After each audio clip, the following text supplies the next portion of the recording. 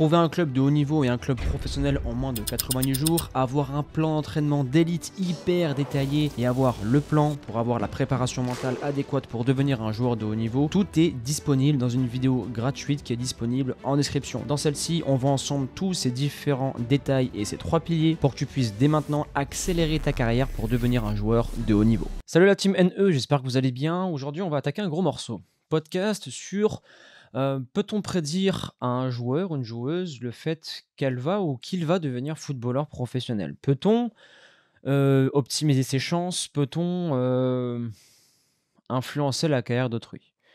Certains diront religieusement, la vie est écrite à l'avance. Peu importe ce que nous faisons, euh, c'est écrit, nous allons devenir footballeur professionnel. Si nous devons le devenir, nous allons le devenir. C'est une chose sur laquelle je suis en désaccord. Pour entrer dans le vif du sujet dans le podcast, d'ailleurs, je vais, j'ai beaucoup médité sur ce sujet-là et je vais structurer ma pensée avec toi aujourd'hui, avec vous la team, pour que vous puissiez voir un peu comment je suis câblé, comment je fonctionne pour essayer de répondre à cette question qui m'est souvent posée, Antoine, comment je peux faire pour percer, etc., etc.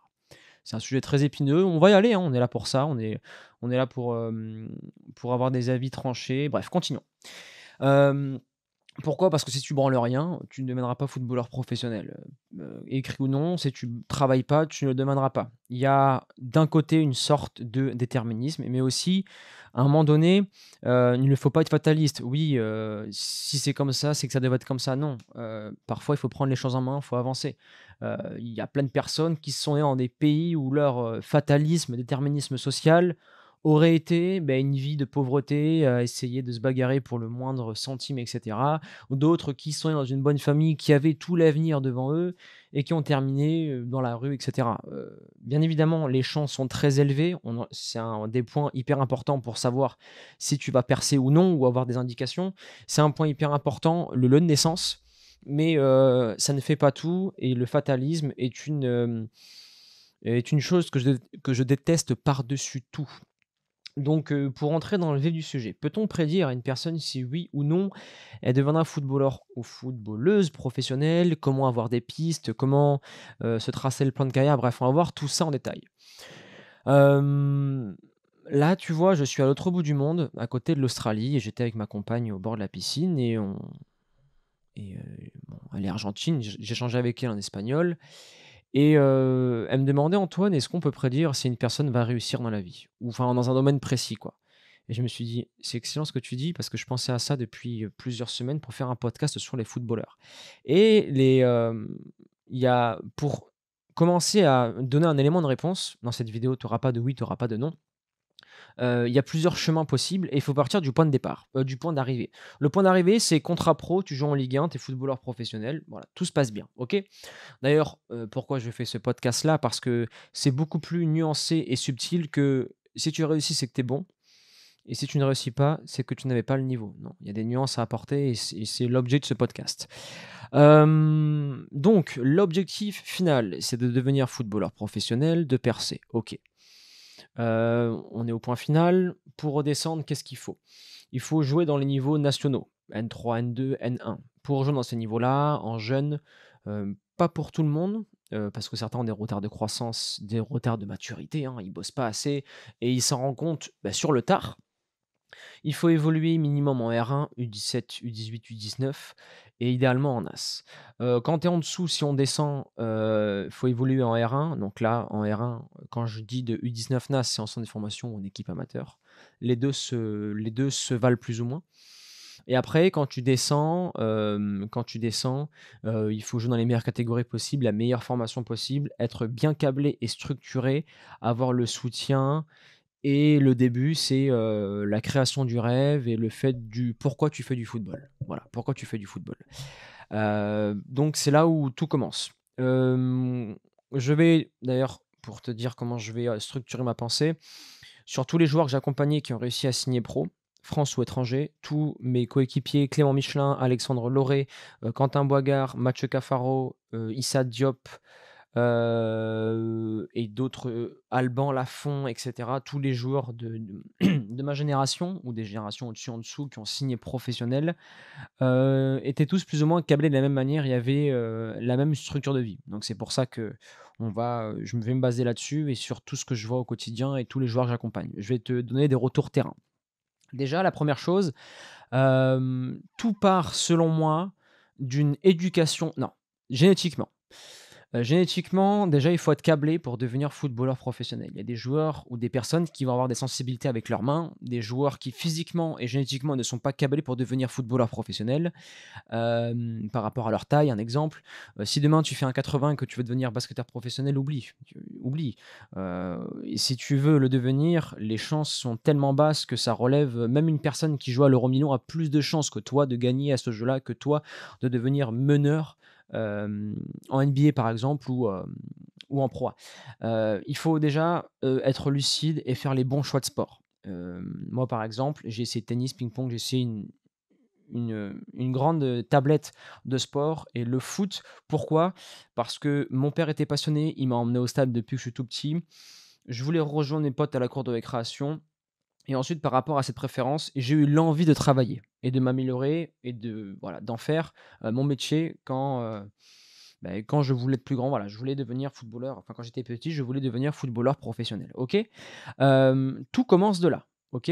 Une passion et un appétit pour cela. Ensuite, tu vas très vite comprendre, très vite voir si tu es câblé génétiquement, donc si tu as le profil rapide, si tu as le profil, rapidité donc physique, technique avec le ballon au pied ou mental. Si tu arrives, tu accumules beaucoup d'informations, si tu arrives à très vite comprendre ce que tu fais et que tu as une capacité, à apprendre une nouvelle compétence rapidement, OK? Si c'est tes parents qui veulent absolument que tu deviennes pro et qui te forcent et cetera, hem, je préfère te le dire, ça ne marchera pas.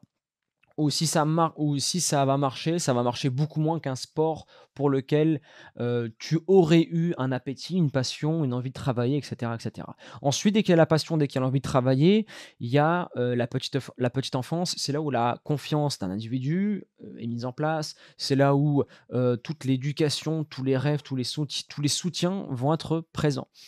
Par exemple, si tu es issu, par exemple, d'un milieu populaire, on parle des cités, des quartiers, tes parents vont avoir le réflexe de te dire tes parents ne veulent pas ton bien, ils veulent ta protection. Ils vont te dire: «Arrête de rêver, trouve un boulot ou fais des études». Comme ça, tu es sûr d'avoir un boulot, sécurité, et comme ça tu iras loin et cetera et cetera. Footballeur professionnel, c'est trop compliqué, il y a beaucoup d'insécurité, c'est trop dangereux, c'est instable, OK?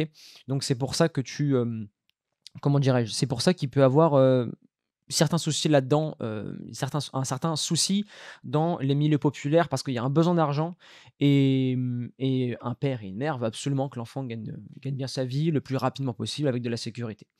Donc dans ces choses-là, les parents ne vont pas, dans leur éducation, transmettre de la confiance, de la sérénité et un cercle proche pour aider leurs enfants. C'est un fait, OK? Alors que voilà, une famille qui a un peu plus d'argent va se dire: «Bon, au pire, si le petit réussit pas, on pourra le placer chez un copain et cetera, où il pourra reprendre ses études». Alors que dans les 2 cas, en vérité, on peut accompagner un enfant dans sa carrière de footballeur, que tu sois d'un milieu, riche ou un milieu pauvre, ça a strictement rien à voir. Durant son enfance, tu peux l'accompagner, pas forcément en investissant en lui payant tous les programmes du monde, les meilleurs coachs du monde, mais rien qu'en lui apportant de l'amour et lui dire: «Mon fils, ma fille, tu veux devenir pro? Eh beh, tu vas le devenir. On va travailler pour l'accompagner, aller au parc et cetera, sur un terrain». Fait une grosse différence. Quand je regarde tous les joueurs, il y a 2 types de joueurs qui ont réussi. La grosse majorité, le père ou la mère était présent, allait les voir au match, les soutenait psychologiquement, allait les entraîner au stade ou investissait, payait un coach pour eux. Ça, c'est la grande majorité des joueurs qui ont réussi. Il y a pas majorité, mais une autre, catégorie de joueurs, par exemple Jules Koundé, il faisait ses stages à la Gignac Odéran avec moi, vu qu'il est du même quartier que moi et c'était un balai-couilliste. Il en avait rien à foutre, lui, il s'amusait avec ses copains et cetera. Enfin, ce qu'il faut faire, il faut avoir du plaisir.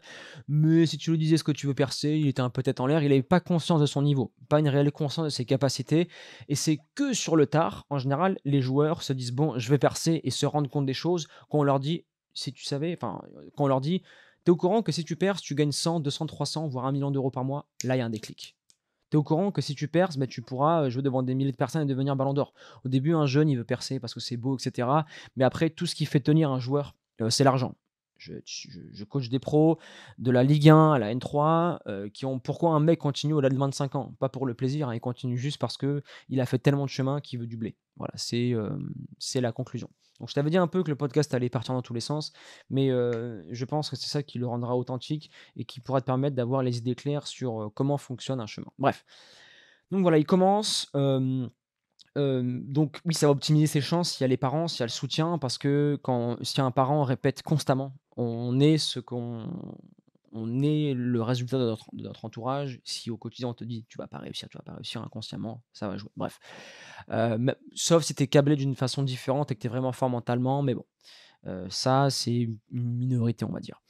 Donc, on commence passion, football, tu as un appétit là, tu un appétit pour ça, tu es câblé, tu vas très vite voir si tu es claqué ou si tu as vraiment quelque chose, voilà, à travailler là-dessus.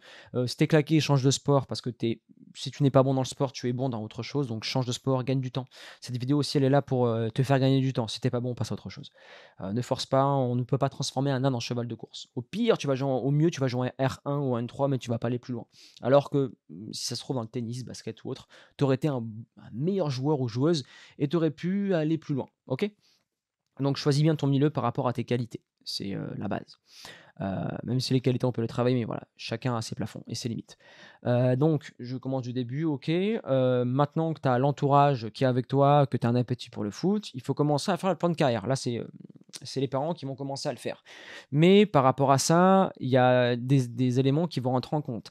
Si par exemple, tu es dans un quartier, tu vas très vite être confronté à l'entourage que tu vas avoir, aux conneries que tu peux faire. Qui dit conneries, dit mauvaise réputation, qui dit je me grille auprès des clubs, qui dit façon de répondre différente d'une personne qui a une éducation ou qui sait comment avoir une meilleure intelligence relationnelle avec les coachs et les joueurs.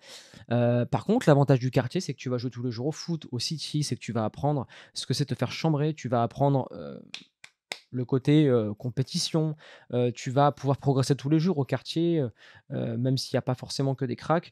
Il y a le côté, ego, rivaux et travail. Donc ça, c'est le point important du quartier. Mais, quasi 100 des personnes autour de toi, tu vois des voitures de luxe, tu vois de la drogue, tu vois plein de choses comme ça et là où ça foire, c'est à partir de l'âge de 16 ans. C'est là où en fait tu es le plus influençable et c'est là où tu vas avoir ton côté rebelle et bon, je saute une étape, hein, mais c'est à cette étape-là que entre les bons et les très bons joueurs, c'est là où il y a une différence. C'est une question de travail et de discipline et d'entourage, à partir de ce moment-là. Mais revenons un peu avant. L'entourage va faire une grosse différence et c'est à ce moment-là où tu dois directement, commencer ton plan de carrière. Pôle espoir, centre de formation. Donc par rapport à ça, tu dois choisir les clubs qui ont les coachs qui sont en contact avec ces clubs-là. Par exemple, je sais qu'à Bordeaux, c'est Villeneuve, Stade Bordelais, Mérignac-Carlac, le SAM. Si tu joues dans l'un de ces 4 clubs, tous les coachs sont confrontés chaque année à Benoît Michelenal, le directeur du pôle espoir de Bordeaux. Ils le connaissent très bien, c'est du copinage, c'est des copains. On sait que pour le pôle espoir, c'est les coachs qui envoient leurs joueurs. Donc, si tu es bon, que tu es pote avec le coach, c'est plié, tu es au pôle espoir. Bon, après, bien évidemment, c'est un peu caricatural ce que je te dis, mais il faut avoir le niveau, bien évidemment, parce que le pôle espoir doit avoir des résultats. Mais en gros, c'est ça. Donc, passion, travail, bien entouré. S'il y a personne pour t'entourer, beh, c'est là où on voit que les jeunes de quartier qui arrivent à percer ont une mentale très forte, ils sont très bons. Et c'est pour ça aussi qu'on voit une grande majorité qui explose, parce que quand tu as personne autour de toi et que autour de toi, tu as beaucoup de rageux, ta famille, qui est très terre à terre, ne dis pas ça pour ton mal, dis ça pour te protéger. Donc pour eux, la protection, c'est le bien. Ils vont te dire: «Oui, trouve un travail» et cetera et cetera.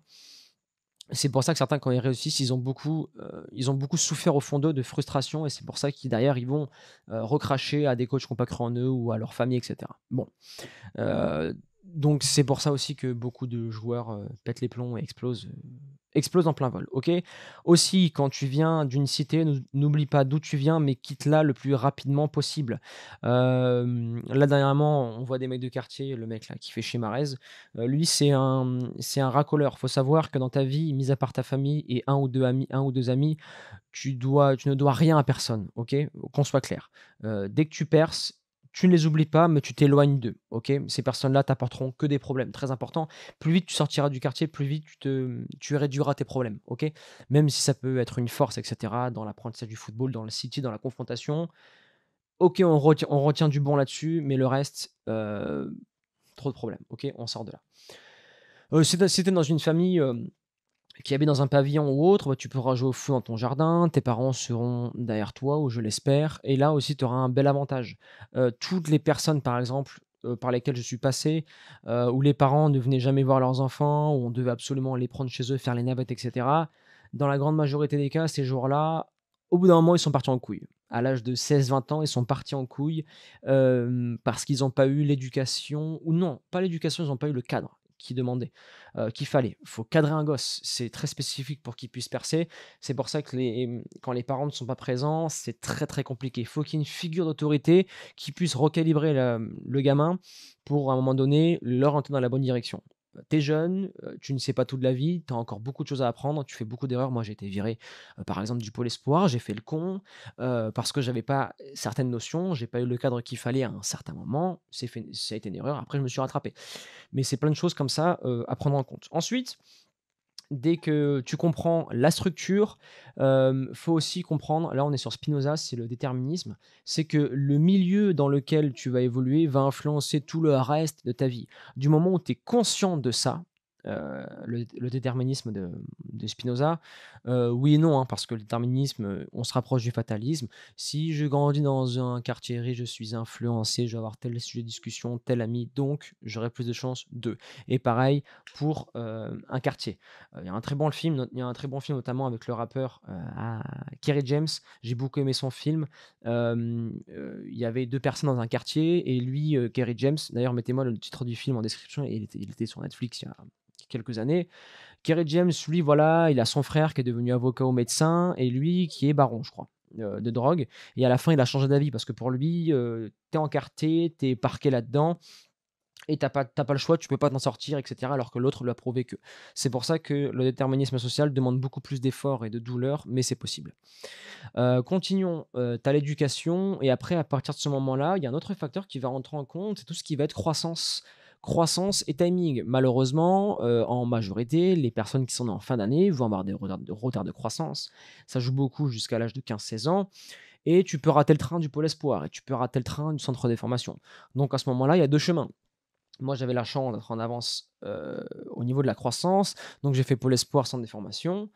J'étais l'un des plus grands gardiens, en termes de taille, donc c'est pour ça que j'ai pu intégrer rapidement le centre des formations et le TFC. Mais à l'heure actuelle, je mesure 1,80 tout pile, ce qui m'a fait défaut, ensuite dans le centre des formations et c'est pour ça que, j'ai été lucide sur mes ambitions et on en parlera à la fin de cette vidéo parce qu'à la fin, tu peux décider ou pas de devenir pro. On verra comment, mais tu peux le décider à la fin. Tout dépend le prix que tu es prêt à payer. Et là, en catégorie de jeunes, c'est là, de 13 ans à 17 ans, c'est là où tu vas te construire toutes tes bases, motricité, technique avec ballon, vision de jeu. C'est là où voilà, où vraiment tu vas apprendre le gros de ta carrière, de toutes les compétences que tu vas avoir et c'est là où ta valeur, même jusqu'à 20 ans, c'est là où ta valeur est la plus haute. Donc c'est à ce moment-là où tu dois faire les meilleurs choix possibles dans les clubs. Tu dois, pas partir en couille au collège, à l'école, avec les mauvaises fréquentations, peu importe le milieu dans lequel tu es. C'est là où tu dois avoir la conscience que TikTok, c'est de la merde, il y a pas de temps à perdre avec cette application. C'est là où tu dois comprendre que l'addiction aux écrans, au téléphone, à mettre de côté. C'est là où tu dois comprendre que tu as une fenêtre de tir hyper courte pour progresser au foot et c'est là où il faut investir en soi et y aller. Et des joueurs qui ont respecté la première étape, prédisposition, passion, je travaille et qui à l'âge de 15-16 ans, ne font pas le travail et qu'à la fin, ils finissent en N3 sans pouvoir aller plus haut, on ne peut pas dire qu'ils n'avaient pas le niveau. Non, ces joueurs-là avaient le niveau, mais ils n'ont pas travaillé. Ils n'ont pas travaillé pourquoi? Éducation, le cadre, est-ce qu'ils avaient accès à l'information? Beaucoup de joueurs que je coach dans le programme Elite, d'ailleurs pour postuler, le lien en description, on fonctionne que sur sélection parce qu'on veut travailler qu'avec les joueurs les plus sérieux. Je leur fais leur programme, ils disent: «Antoine, c'est hyper dur, mais j'ai hyper progressé en moins de 4 semaines et je savais pas qu'il fallait faire ça, et grâce à ça, je progresse très vite sur le terrain». Parce qu'il y a beaucoup de joueurs qui se disent: «Bon, ah, c'est bon, si je bosse 3-4 fois par semaine, c'est OK». Ou sinon d'autres travaillent trop et finissent par se blesser et ils connaissent pas la vraie notion de travail parce que quand tu as pas l'opportunité de rentrer en centre de formation, tu as pas tous ces codes et cetera. Donc c'est là où entre 13 et 17 ans, Mais par rapport au premier choix que tu as fait, par rapport à l'éducation, au cadre et par rapport aux opportunités que tu t'es créées. Après, il y a un facteur chance qui va intervenir par rapport au travail que tu auras mis en place et les clubs dans lesquels tu joues. C'est un très bon joueur qui joue au fin fond du Gers dans un club, de district qui est pas du tout reconnu, et que tu es très bon, beh, le mec qui est moins bon que toi, mais qui joue, à Balma dans la région toulousaine, qui ce club-là a voilà, une bonne réputation et qui est proche de Castelmourou, bah, le mec passera devant toi parce qu'à un moment donné, il y a une question de visibilité qui doit rentrer en compte. Les, coachs et recruteurs ne peuvent pas être, sur tout le territoire français. Je te parle de la France, mais ça peut être en Belgique la même chose, Portugal, Espagne, dans tous les pays du monde, OK? Et ensuite, voilà, de 13 à 18 ans, c'est le moment où il faut le plus travailler et quand tu vas arriver à l'âge de 18-19 ans en général, tu es quasiment fini, je dis quasiment, tu es quasiment fini par rapport à tout le travail que tu as fait en amont dans tous les différents secteurs du jeu. Après, on rentre vraiment dans les détails. On rentre dans les détails et c'est à ce moment-là où je parle d'accompagnement des parents. À l'âge de 17-18 ans, tu es quasiment fini, tu arrives au monde senior et c'est à ce moment-là où ceux qui ont réussi à récolter du contact pourront justement, placer enfin les parents pourront placer leurs enfants ou toi, si tu as réussi à nouer des contacts, tu pourras te placer dans tel et tel club. Nouer du contact, c'est avoir un maximum de coéquipiers avec lesquels tu as une bonne entente avec eux, c'est un maximum de coachs. Il suffit d'avoir 5 bons contacts qui, eux, vont connaître 5 bonnes personnes qui vont connaître 5 bonnes personnes et en général, la règle des 5, c'est que tu es à un contact de serrer la main à un coach de Ligue 1 ou autre. Il suffit juste d'avoir le niveau et d'avoir les bons contacts et pour ces 2 choses-là, il faut travailler. Autre chose, très importante de, 13 jusqu'à 18 ans, c'est que toi et la personne qui s'occupe de toi, vous devez absolument travailler sur terrain, mais ne pas oublier le hors terrain. Trop de joueurs oublient le hors terrain, c'est de nouer des contacts avec tous les parents d'équipe. Même si, ces personnes-là, vous les détestez, gardez contact avec eux. Ils pourront toujours vous placer. Plus vous avez de contacts, mieux c'est pour que vous puissiez, placer votre enfant ou que toi que tu puisses te placer sur Instagram, et cetera. Rentrer en contact avec des joueurs d'autres équipes. Les joueurs d'autres équipes, par exemple, à la fin du match, quand tu échanges le maillot ou quand tu parles avec eux, crée des contacts, crée de l'affinité. OK, on est rivaux sur terrain, mais après, c'est comme ça que tu vas nouer des amitiés. D'ailleurs, c'est le même système dans le business, hein. C'est une question de réseautage, le football, à haut niveau. Après, au bout d'un après un pour moi, à partir de 20 ans, c'est là où tu fais l'évaluation des 10 dernières années, OK? C'est là où tu fais l'évaluation et c'est là où tu vas choisir parce que c'est un choix crucial. Quand tu as 20 ans, d'ailleurs, je vais prendre mon exemple, c'est là où moi j'ai fait un choix, lucide et selon moi, c'était le meilleur choix à faire. Bon, on va commencer par mon exemple et après je vais t'expliquer en théorie comment tu peux faire. Fin de Toulouse, j'ai 18 ans, et j'ai le choix, soit je galère comme un grand malade pour devenir footballeur professionnel. Je sais qu'avec ma taille et mes compétences, je peux arriver à gratter bas de tableau Ligue 2, haut de tableau N1, OK? Par rapport à mon niveau, en étant lucide sur moi et en étant vraiment dur, en voyant la chose à la baisse.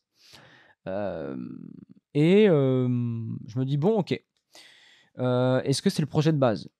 Oui, de devenir pro. OK. Maintenant, si on pense financier, parce que c'est bien beau de devenir footballeur professionnel, mais au niveau de la finance, est-ce que à la fin de ma carrière de footballeur, j'aurai assez pour mettre à l'abri ma famille? Non.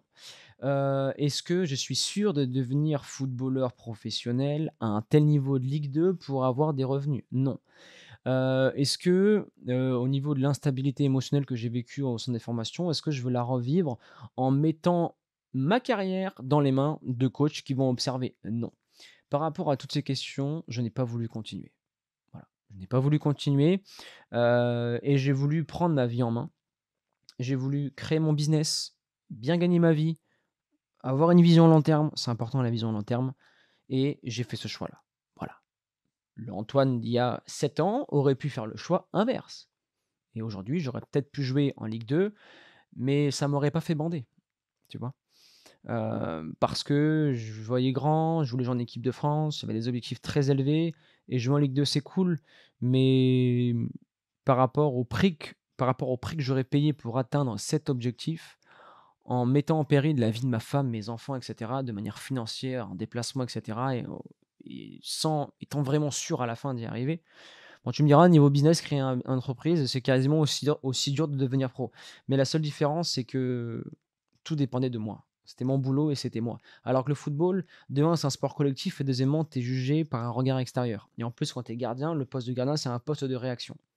Donc, c'est à ce moment-là, quand tu arrives à tes 18-20 ans, par rapport à toutes les qualités et le réseau et les contacts que tu as accumulés, tu te poses la question: «OK, est-ce que je veux rester en N3, N2 ou en R1?» Voilà, kiffer, juste pour le plaisir et travailler un peu parce que je suis pas mal de joueurs qui ont un job à côté, mais qui veulent quand même bien bosser sur le terrain pour garder un très bon niveau en N3, ce qui est honorable. Moi, c'était pas mon truc. Je suis quelqu'un d'extrême, binaire, blanc, noir. J'essaie d'apporter de la nuance quand je suis, en débat ou quand je parle en vidéo, mais dans ma façon de faire, je suis extrême. Soit je travaille comme un dingue, par exemple, je fais des sessions de 3 à 4 mois de travail très intenses et après je prends, 1 à 2 semaines où je ne fais rien, je ne travaille pas, par exemple. Je fonctionne par à l'extrême. Si je veux créer un projet, je supprime toutes les applications, je bosse. Si je veux, faire un truc dans un domaine, je me déboîte. Par exemple, ma femme est argentine. Au début, je me suis dit: «Bon, je vais apprendre l'espagnol, non négociable. En un mois, je vais pas être bilingue, mais on va pouvoir se comprendre». Ça s'est passé en 3 semaines parce que j'ai pris une prof, j'ai pris un cours par jour, je me suis déboîté, j'ai regardé plein de films et cetera en sous-titres et voilà, j'ai pas fait les choses à moitié. Donc tu dois te poser la question quand tu arrives à 18-20 ans, voilà, la question est la suivante par rapport à tout mon passé, par rapport à tous les causes à effets qu'il y a eu, est-ce que c'est le meilleur moyen? Est-ce que c'est le meilleur moyen? Parce que la plupart, si on regarde bien profondément, la hem, les les croyances et les, désirs profonds d'un jeune pour percer. On est sur de la, on est sur, de l'opulence montrée sur Instagram. On est sur, avoir un statut social élevé, on est sur gagner beaucoup d'argent et au final, la plupart des joueurs qui veulent percer, c'est un aspect financier pour mettre la famille à l'abri et vivre une vie, éviter en fait le métro boulot dodo et une vie d'esclave. Donc c'est ça en gros, le fond de pensée d'un joueur et après bien évidemment, quand tu rentres là-dedans et que tu as le billet, tu vas penser sportif, tu veux des trophées et cetera. Mais ça, c'est en image, hein, c'est ce qu'ils montrent les footballeurs avec leur community manager. Ouais, photo, merci au public et cetera, mais ils en ont rien à foutre, ils veulent que l'argent, pour la grande majorité. Hem et sociologiquement, voilà, c'est ça. C'est, une vie d'opulence, c'est ça en gros la finalité, d'un contrat pro et la plupart des footballeurs professionnels. Donc la question en fait, là, tu vois, je suis ma réflexion, la question qu'il faut te poser à 18-20 ans, c'est si tu as cette qualité de confiance en toi, mais par rapport à toutes tes qualités, dans quel domaine tu vas faire le plus de blé? La finalité, c'est ça. La finalité, c'est ça parce que le petit rêve de jeunesse, oui, c'est bien mignon et cetera. Pourquoi la plupart des gens qui ont des rêves de devenir pompier ou astronaute, pourquoi ils changent? Parce qu'ils se rendent compte qu'en fait, que payer autant de prix pour avoir, pour vivre loin de sa famille, gagner que X euros par mois et cetera, ça vaut pas le coup. Quand tu es petit, tu as des rêves, c'est utopique, tu pas ce recul et cette lucidité. Mais quand tu as le recul, tu te dis: «Bon, footballeur professionnel, la Ligue 1 et les mecs qui gagnent beaucoup d'argent pour derrière mettre leur famille à l'abri, c'est très peu». Parce que la majorité des footballeurs professionnels, à la fin, doivent trouver un autre travail. Ils ont pas assuré une retraite. Soit parce qu'ils ont trop dépensé ou soit parce que, ils évoluent en Ligue 2. Toutes les Ligues 2 du monde, la moyenne, ça dépasse pas les 5 000 € par mois. 5 000 € par mois, tu fais le calcul avec toutes les charges et le coût de la vie, ça vaut pas le coup. Donc c'est pour ça que pour devenir footballeur professionnel, c'est pas une finalité, il y a une question derrière après, il y a aussi une question d'ego, hein. Une question d'ego, vouloir absolument prouver aux autres que tu peux réussir, avoir la voix d'un ancien coach qui a dit: «Oui, tu réussiras jamais» ou de ta famille. Là, c'est porter ses les porter à 2 mains et y aller. Ça peut être aussi un besoin une ça peut être aussi, une, un désir profond. Je te rejoins là-dessus. Ça peut être aussi un désir profond. Leur prouver que tu vas réussir, prendre une revanche sur la vie aussi, une revanche sur la vie. Hem, Chacun a un différent besoin, mais la plupart du temps, c'est flexer, gagner beaucoup d'argent et flexer, flexer, flexer et avoir une vie, hors du commun, quoi. Quand tu es footballeur pro, tu as une vie hors du commun dans tous les différents aspects de la vie. Je le vois pour les coachs et pour les coachs au quotidien, on va dire que c'est incroyable, c'est très intéressant et la question finale, c'est l'argent. Combien me paye le club? Combien je gagne par mois? Parce qu'on sait que voilà, tu travailles des années, hein, tu travailles pendant 10-15 ans, hein, pour arriver à devenir pro. C'est pas pour à la fin gagner 10 000 € par mois. C'est pour gagner beaucoup plus, hein. Heu, Beaucoup de sacrifices, beaucoup de doutes. C'est pour ça qu'à la fin, la question qui revient, c'est l'argent. Heu, Tu vas avoir 20-22-23, tu vas te dire: «Ouais, j'ai travaillé comme un grand malade». C'est pas pour arrêter là, c'est pour aller au bout. Et si tu as l'idée, si demain, c'est pour ça aussi que pour répondre à la question: «Comment optimiser ses chances de devenir pro?» c'est suivre tout ça, mais après la question cruciale, c'est à l'âge de la majorité. C'est de se dire, par rapport à toutes les qualités cognitives que j'ai, est-ce que je continue ou pas? Est-ce que ça vaut pas le coup de changer de voie? Donc c'est pour ça que devenir footballeur professionnel, idéal, c'est le plus tôt possible, avoir une vision. C'est pour ça que, le contact, les clubs et cetera. Et si tu veux jouer sur les 2 tableaux, c'est possible. Tu peux te dire: «Bon, je vais continuer à jouer en club de N3, N2 et un jour ça va le faire, mais à côté je vais assurer mes arrières avec un travail». Bien évidemment, les 2 sont possibles. Les 2 sont possibles et c'est, par exemple, il y a beaucoup de joueurs, je recommande bien évidemment une deadline, hein, c'est maximum 3 ans. Tu trouves un job à la mairie, tu voilà, tu bénéficies des avantages. À côté, tu as entraînement tous les jours, tu investis en toi, tu réinvestis tout l'argent dans un coach, dans un programme ou dans quelque chose pour voilà, tu as 3 ans, tu as pas le temps. Travail de réseau au maximum et à ce moment-là, après, c'est une question de, c'est une question de là, je peux te rejoindre sur la destinée. Il y a des moments où ça veut pas et des moments où ça veut. Ça, c'est des choses qui vont rentrer dans l'aspect, tes croyances. Certains vont appeler ça, la destinée, d'autres Dieu, d'autres ton chemin. Hem, on voit des histoires, hein, des personnes qui, ne veulent pas percer, ils sont en N3, ils branlent rien ou d'autres qui, voilà, travaillent dur en N3, en N2 et un match de Coupe de France, leur vie change. Leur vie change. La grande majorité vont suivre l'école sans déformation, après c'est N3, N2 et ça perce et d'autres, c'est, tout miser là-dessus, bosser, faire parler la Coupe de France et les contacts et à partir de l'âge de voilà, après 25 ans, ça commence à être compliqué, hein. Faut commencer à voir sur l'avenir parce que 25 ans, si tu perces, tu auras que 5-6 ans pour, mettre de l'argent de côté et à la fin, tu repartiras de zéro. Mais le monde pro peut t'apporter des contacts pour derrière devenir agent ou autre. Mais en tout cas, pour essayer de te résumer un peu tout ce qu'on a vu ensemble dans ce podcast, pour devenir footballeur, avant tout, tout part de croyances et d'entourage. La seule personne qui doit déjà, si tu crois en toi, c'est une très bonne chose. Personne ne le fera à ta place. On devient ce à quoi on pense le plus et ce à quoi on agit le plus, qu'on pratique le plus et c'est une grosse différence qui fera. Après, éviter tous les pièges de l'entourage, tous les erreurs d'adolescence. Déjà, si tu évites toutes ces choses-là, tu arriveras à l'âge de 18-20 ans avec un bon bagage et tu auras un gros pouvoir de négociation, de 1 face à la vie et deuxièmement face à ta carrière. Tu pourras à ce moment-là, avec tous les contacts que tu auras accumulés et toutes les compétences, à 18-20 ans, être facilement en N2, N3, donc avoir un salaire, donc avoir le temps et pouvoir voir devant soi. Avoir une vision assez sécuritaire financièrement. Et à ce moment-là, voilà, il faut choper toutes les opportunités où elles sont, hein. Hem et il faut que tu sois bon avec ton agent aussi. Voilà et c'est pour ça qu'à ce moment-là, c'est là où le jeu devient hyper compliqué et c'est pas forcément ton niveau sur terrain qui fera la différence. Beaucoup de corruption, beaucoup de bouche à oreille, beaucoup de réseautage donc devenir footballeur professionnel n'est pas qu'une question de niveau. C'est une question aussi, du lieu où tu vas naître, ton entourage, la façon dont tu vas croire en toi, l'accès ou non à l'information. Bon maintenant grâce à YouTube, TikTok, Instagram, on sait à peu près qu'il faut pas trop faire le con, qu'il faut un minimum bosser, investir en soi pour percer. Ça, c'est un secret pour personne maintenant, même si ça n'était pas avant. Et voilà, voilà, pour éviter de souffrir mentalement, ne pense pas tous les jours à ton objectif, travaille pour, mais quand une personne qui investit en bourse, elle met son argent et elle va gagner 2, 3, 4, 5, voire 10 par an. Et c'est à la fin de l'année, elle va se dire: «Oh, c'est cool, j'ai gagné de l'argent». Toi, c'est pareil. Travaille toute la saison, travaille sur toi, en dehors du terrain et sur le terrain. Et à la fin, tu verras que tu auras des résultats. J'ai signé en club pro sans, en le voulant, en bossant tous les jours, mais je regardais pas la boîte aux lettres tous les jours. Avant, c'était par boîte aux lettres. Je regardais pas la boîte aux lettres tous les jours. Non, c'est arrivé un jour parce que je l'ai provoqué. C'est arrivé, je m'y attendais sans m'y attendre, OK? C'est comme ça que tu vas t'éviter des souffrances mentales. C'est comme ça que tu vas éviter de penser à ça tous les jours, te dire: «Ouais, je vois rien, mon avenir, où est-ce qu'il est?» et cetera.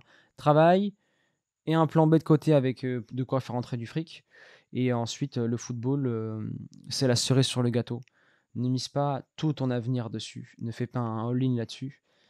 parce que, tu risques, d'en souffrir énormément et derrière ça va impacter tout le reste de ta vie. Parce que se relever d'une dépression, du fait que tu n'as pas réussi, ouf, solide, hein. Je suis passé par le deuil du football et j'ai vu une montagne de mecs en passer. Par chance, j'ai réussi à m'en sortir, mais la plupart, c'est catastrophe, hein. C'est dépression, c'est drogue, c'est alcool, ça part en couille et ils se réveillent à l'âge de 30 ans, bah, j'ai pas un rond sur le compte, j'ai pas de travail, j'ai pas travaillé sur moi, j'ai pas d'avenir, donc il faut que je reparte de zéro. C'est un peu chiant. Donc forme-toi en tant qu'homme aussi ou en tant que femme, en même temps que tu te formes en tant que footballeur. Très important, c'est ce que je répète. Heu, on va pas parler d'école, d'études et cetera. Heu, c'est pas le sujet et je préfère garder ma vision privée là-dessus. Mais voilà, hem, je pense qu'on a fait le tour. Tu avais un peu mon comment j'ai pensé. Je referai sûrement ce podcast avec, une autre personne, des joueurs pros, non pros. Mon ma réflexion va évoluer au fil, des semaines, donc je referai un podcast là-dessus pour rajouter une petite modification sur cette vidéo. Mais en tout cas, le gros est là. Le gros est là et j'espère que ça vous aura aidé la team NE. Dites-moi dans les commentaires les prochains sujets que vous voulez que je traite, si cet épisode vous a plu. À présent, je vais vous laisser là. Je vous souhaite à toutes et à tous une excellente journée, soirée, matinée ou autre. C'était Antoine, abonnez-vous à la chaîne, on avance ensemble et je vous dis à très vite.